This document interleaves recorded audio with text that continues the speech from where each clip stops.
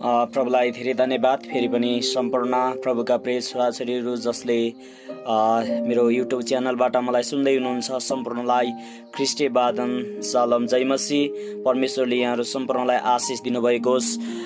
म यो समय फेरि पनि परमेश्वरको वचनबाट केही उत्साह दिन चाहन्छु है।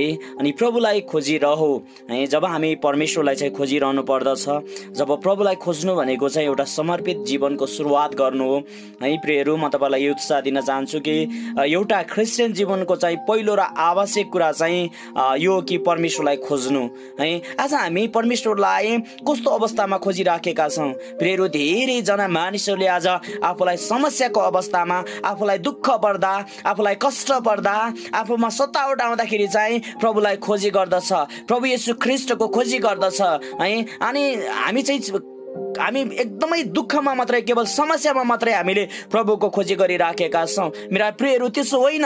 एउटा क्रिस्चियन भइसकेपछि, एउटा विश्वासी भइसकेपछि, एउटा येशू ख्रिस्टलाई पछ्याउने उहाँको अनुयायी अथवा उहाँको चेला भइसकेपछि चाहिँ दुःखमा होइन, समस्यामा होइन, जीवनका प्रत्येक पाटामा, जीवनका प्रत्येक भागमा, जीवनका सबै परिस्थितिसँग परमेश्वरलाई चाहिँ खोज्नु पर्दछ र जीवनका सबै परिस्थितिमा अथवा जीवनका सबै पाटामा परमेश्वरसँग चाहिँ हाम्रो सम्बन्ध चाहिँ बनाइराख्नु पर्दछ।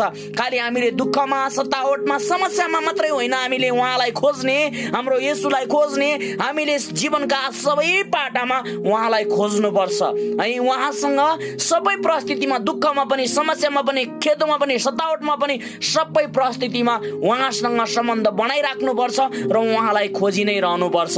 त्यसकारण एउटा क्रिस्चियन भइसकेपछि क्रिस्चियनको पहिलो कर्तव्य, पहिलो काम अथवा आवश्यक कुरा चाहिँ के हो त भन्दाखेरि चाहिँ परमेश्वरलाई चाहिँ खोज्नु। दुःखमा मात्रै, समस्यामा मात्रै होइन, जीवनका सबै पाटामा परमेश्वरलाई खोज्नु र उहाँसँग चाहिँ सम्बन्ध बनाइरहनु हो। आमेन।